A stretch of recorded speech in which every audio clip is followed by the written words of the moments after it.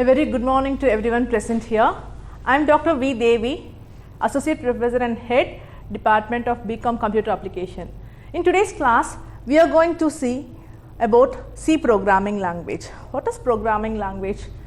In computer science, the programming language is a communication device how we are going to communicate with the computer. There are two types of languages. Those are low level language and high level language. So this C programming language is a high level language.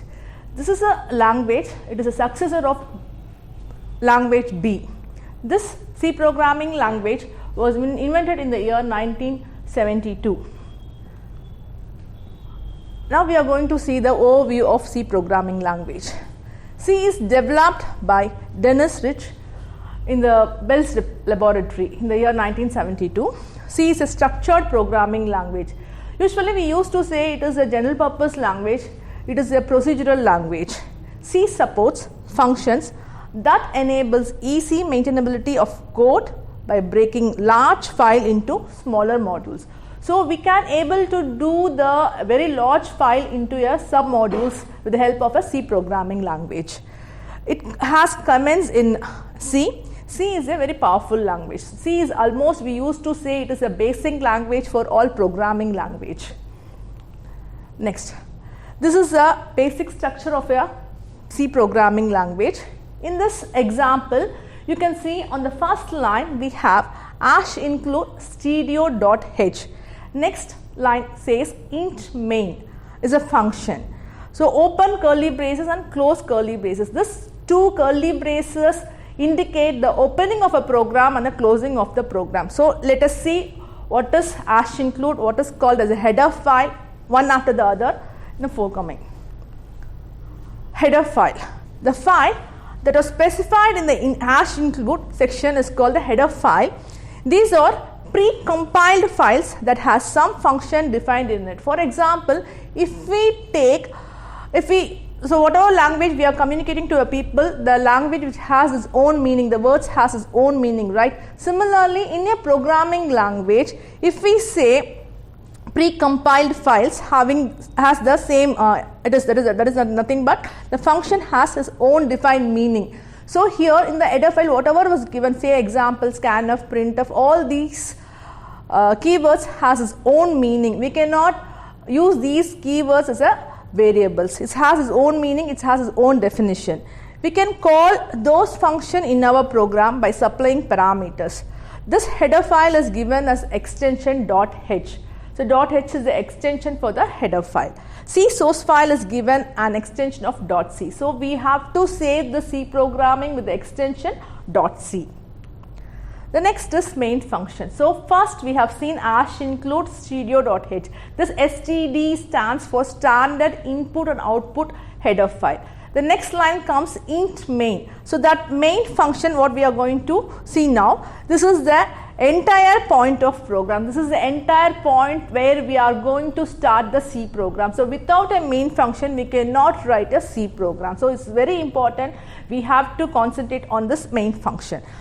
When a file is executed, the start point is the main function. So whenever we start a C programming language, we have to start with the main function. So once after the main function get executed, whatever the sub programs, say example, the functions, whatever we have returned procedures, it all will be get executed only after the main function. From the main function, the flow goes as per the programmer's choice.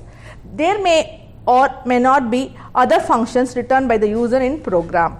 Main function is compulsorily for any C program. So already I told you, main function, without a main function we cannot write a C program. So a simple example of a C program. So #include stereo.h int main. So with open curly braces and close curly braces, we have returned printf hello semicolon return 0. So what is this semicolon? This semicolon indicates the end of the statement. So here this program prints hello on the screen. So the printf is going to print whatever you are given within the print function, it will print in the output screen. This return 0 will return to the main functions. Definitely a main function need a return type. So that is why we have given int. So we will see what is this int called. Returning to a C program. So first we have to type a program, we have to save the program, compile the program. Why we need a compiler for a C program? So already I told you C is a high level programming language. Definitely a computer cannot understand high level programming directly. So we need,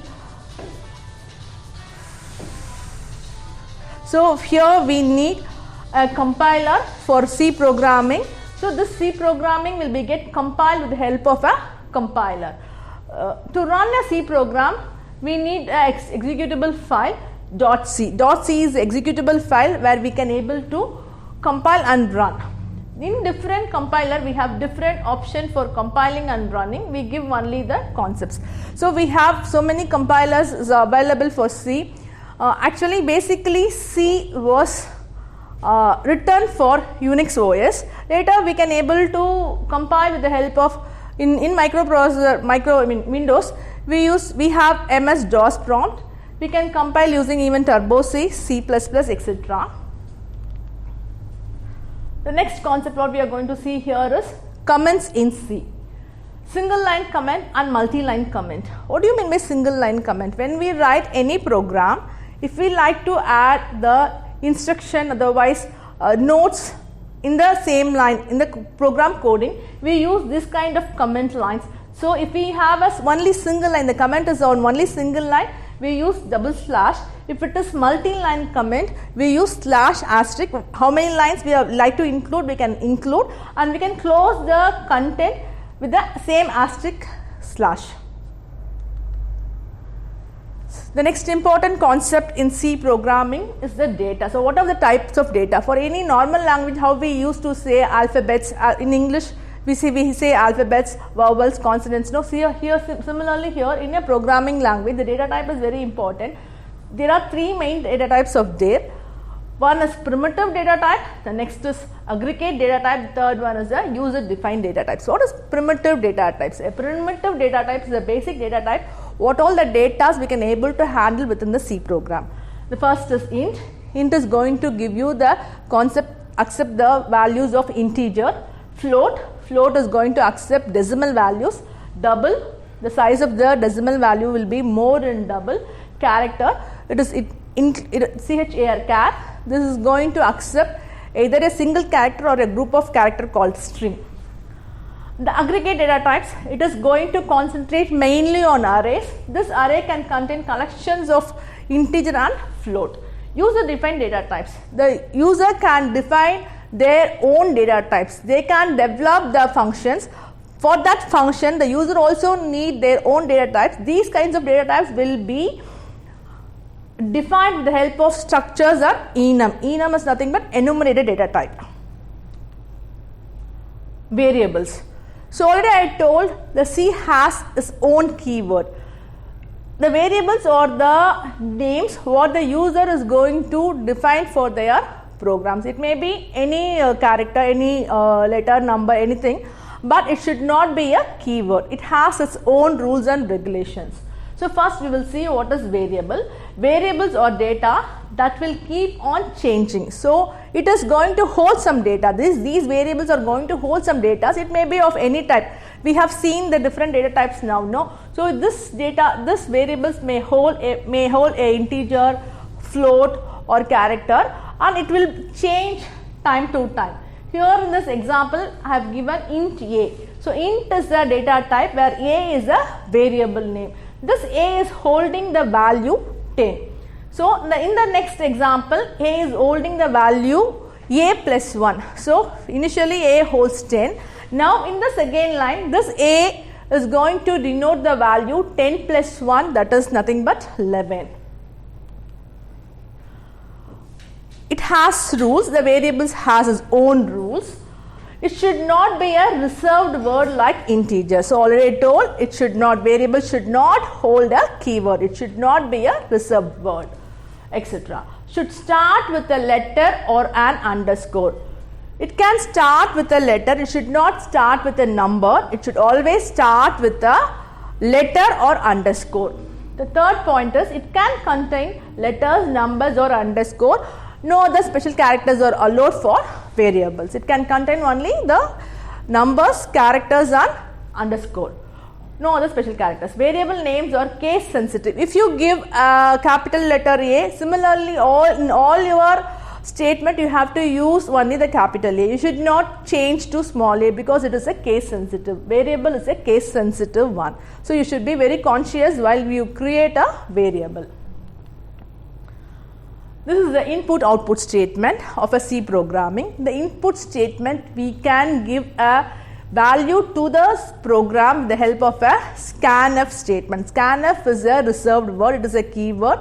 This scanf and printf are included in the header file called stereo.h, standard input output. So scanf is a input function and printf is a output function. So with the help of a scanf statement, I can read a value from my keyboard.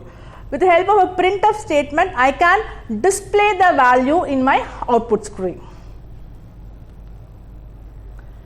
The next concept of a C programming are loops and control statement. The loop statement, what are all the different types of loop statement available in a C programming language? First and foremost, what we are going to see now is the for statement. The for statement is going to hold initialization of a variable, condition checking, either the increment or a decrement value. So initialization is nothing but whatever the value you are going to execute within the loop statement, that variable will be get initialized first. The next is whatever value you have to execute within the limit, the condition need to be given in the second part. In the third part, we have to do either an increment operation or a decrement operation. Okay. So in the example, for I is equal to 0, I less than 10, I plus plus. So initially, once after this particular statement get executed, the open curly braces we have, within the open and closed curly braces we have printf statement hello. So first time when my I is 0, the hello will be get printed. Until my I becomes 9, the statement get executed again and again. Once my I reach to 10, because it exits the conditions. So once my I reach to 10, it exits because it is not less than 10. Automatically it will get, this particular statement will be get executed and it will come out from the loop structure. The next loop statement is a while loop. While is another kind of loop structure. While, condition and the statement get executed. When the condition is true, the statement get executed. If the condition is not true, if it is false, automatically the content which is next to the while statement will not be get executed. It will come out and the statement which is after the open curly braces and close curly braces of the while, it will get executed. So in here A is equal to 10, while A is not equal to 10 means it will print the A value and A will be get reduced, A minus minus. Otherwise if A is equal to 0 means it will not executed and will come out from the loop. Do while loop. So do while is another type of loop statement in C programming. Do is a important loop statement. Why? Because without any condition. For example, in for statements as well as in while statement, we have some conditions to check. Without checking the condition, the loop cannot be get executed. Whereas in your do statement, the do statement will be get executed only, without any condition, it will automatically get executed. It will check the condition only after in the while statement. So do means it will do without any condition, any restriction, it will do the job.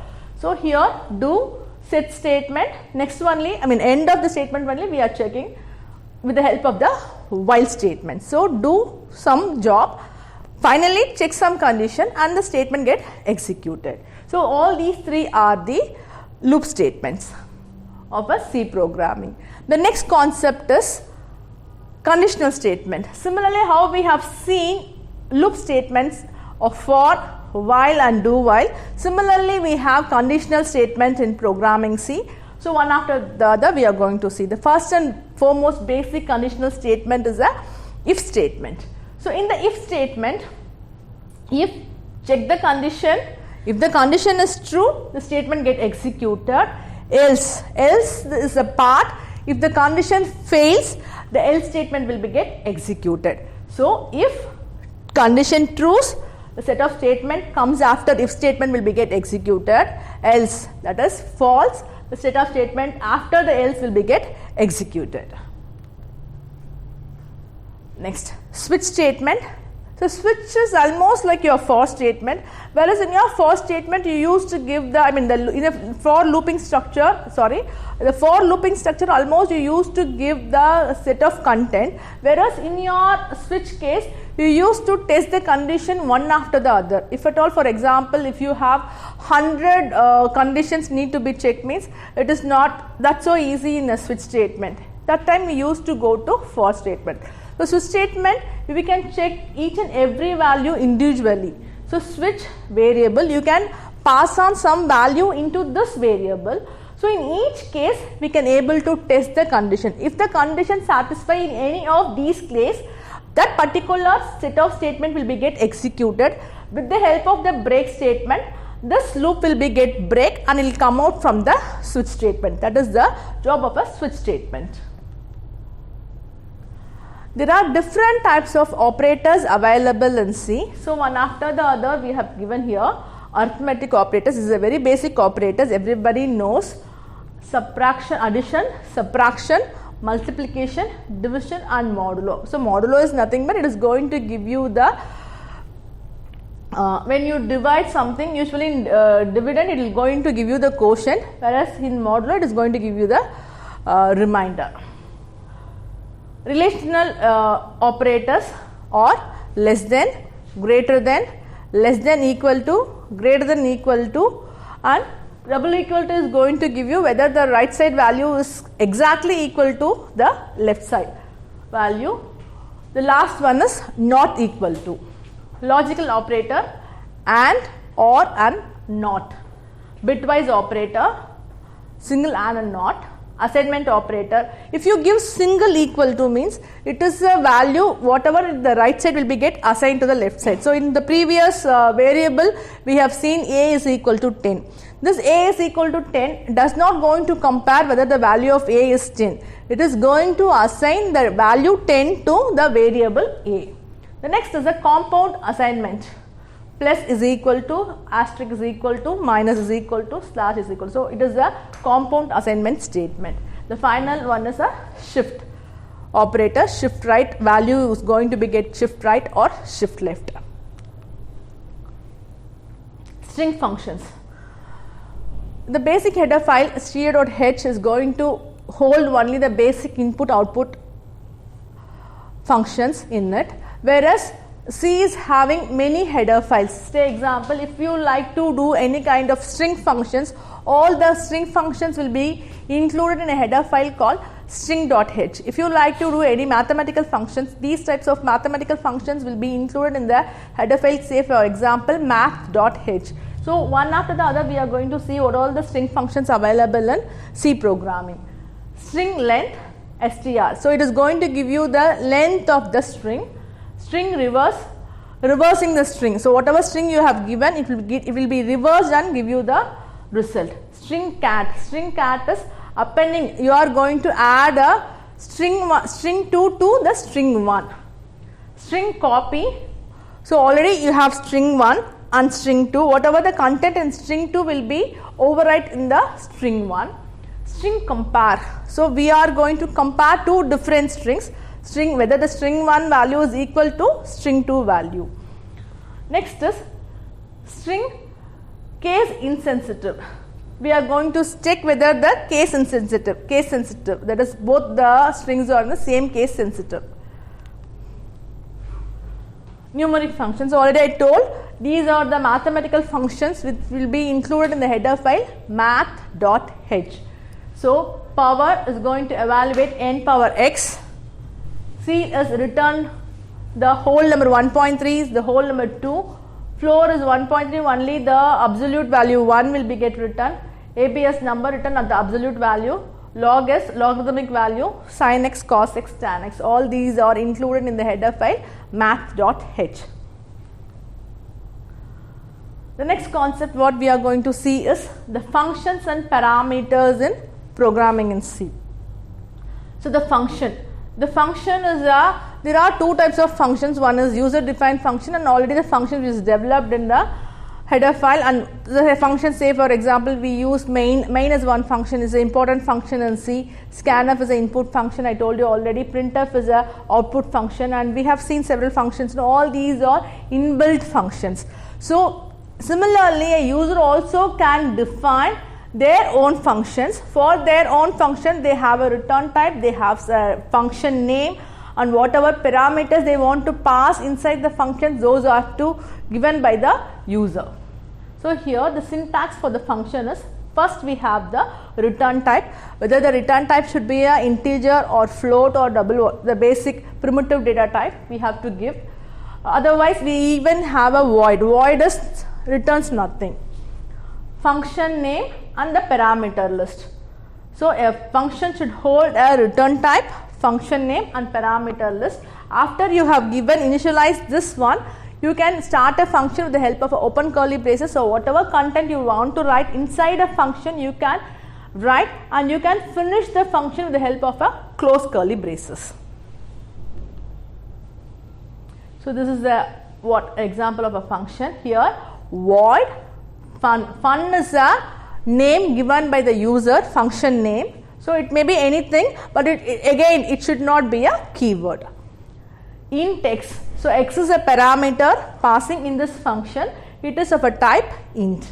So within this function, what they have written is a print statement. Whatever value you are going to pass with the help of this parameter will get printed. Okay. So in this program, we have used void. Void is one type of it is a return type. It is not going to return anything. Returns nothing. The meaning for void is returns nothing. So what is the parameter? So just now we have seen an example. We have passed a parameter inside the function x. We have passed a function, a parameter x inside a function. So in a main program, we have int main. Within that, I have a statement, a single statement, fun10. So fun is a function name. I am passing the value 10. Okay. So as soon as this get executed, it will call the function fun. So this value 10 will be passed to x. So now x is going to hold the value 10. So once the function get executed, inside a function we have a statement called printf. This printf is going to print the value x. So what is the value x holds? The x holds the value 10. So automatically I am passing a value to this parameter. So the actual value of x is what? 10. That is what we are going to see in this actual and formal parameters. So actual parameters are those that are used during a function call, whereas the formal parameters are those that are used in functions definition and function declaration. So when we declare a function, that time the formal parameters are used. The next concept is array. So array is a group of related data. So if we have a integer, if we have a group of integer value, we can declare with the help of an array. If we want to accept 100 numbers of integer, it is really waste of declaring 100 different variables. In that time, what we can do, it is a collection of related data items, array. So I can declare the value a with the help of array. I can initialize, I can accept the value with the help of a keyboard in the name called array. So array are a collection of homogeneous data. So this is example a of 0, open square bracket and close square bracket is the indication of an array. Next is a structure. Structures are user defined data types. It is a collection of heterogeneous data. It can have integer, float, double or character data in it. So structures are user defined data types. So what we are as a user, if I need to create my own data type, I can create with the help of a structure. The syntax and the structure was given. Struct persons. The name the user can define their own name. So I can define my own structure. The last concept what we are going to see is the pointer.